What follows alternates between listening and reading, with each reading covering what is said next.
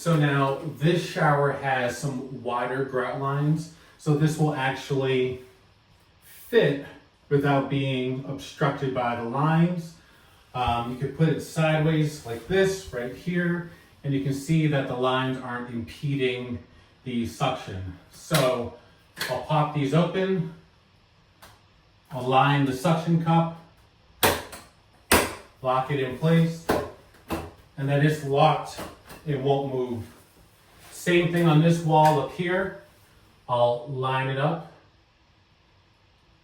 making sure the suction cup is not impeded by the grout line. Lock it in place, and then it's there. So I can always use this to pull up to stand, or I can use it to ease myself to sit back down. I usually like to use the grab bars at an angle if it allows me to. So I would put it like this and lock it. This way, when you pull the stand, you're pulling at an upward angle, which may be a little bit easier to assist with standing, just like so. And same thing with easing yourself back down.